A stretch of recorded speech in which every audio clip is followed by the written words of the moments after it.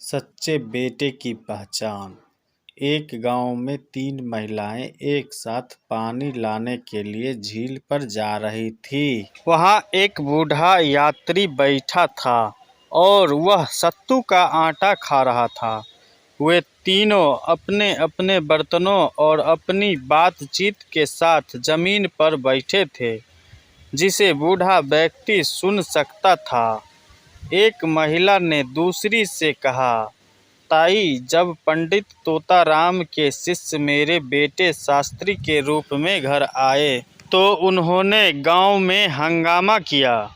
सब उसकी तारीफ करने लगे। वह कुछ अशुभ कहता है कि यह जल्द ही भुगतान करेगा और सुनेगा। वह आकाश में सितारों को गिनता है और उन्हें नाम देता है। वह स्वर्ग में सब कुछ जानता है। यमराज अपने यमलोक में है और न्याय देना जानते हैं।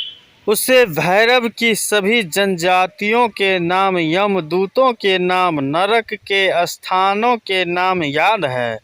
पता नहीं वह भगवान की लीला को कैसे जानता है। पंडित विवाह का विज्ञान जानते हैं, इसलिए कोई उनका विरोध नहीं करता। मुझे ऐसे पंडित को जन्म देने का सौभाग्य मिला।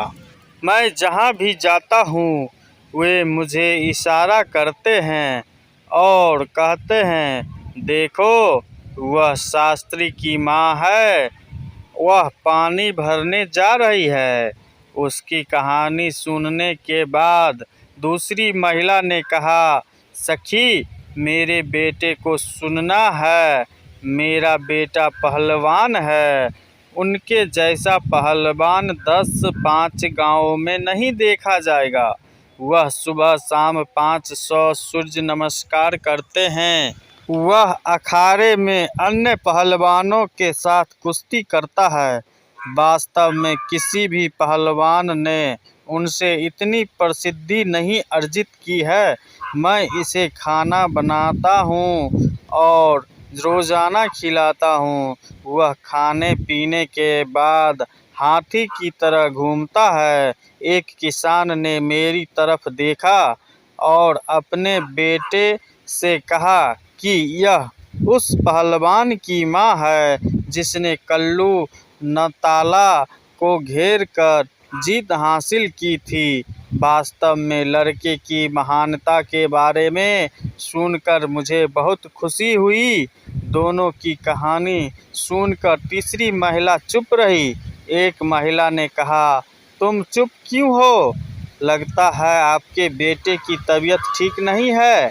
तीसरी महिला बोली, महिला ऐसी नहीं है। वह मेरे लिए अच्छा है। वह नहीं चाहता कि उसका नाम सांसारिक हो।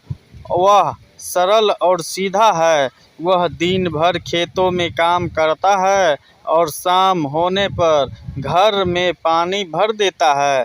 घर का काम करते हुए उसके पास बाहर खुद का नाम बनाने के लिए समय नहीं है। बूढ़े ने अपनी दादी का हाथ हिलाया और कहा, बच्चों के लिए बारे में कुछ बताओ। लेकिन मेरी राय में तीनों में एक लड़का है जो अपने ही बेटे के रूप में जाना जाता है। पहले 2 अपनी माँ के गर्भ में पैदा हुए और उनका निधन हो गया।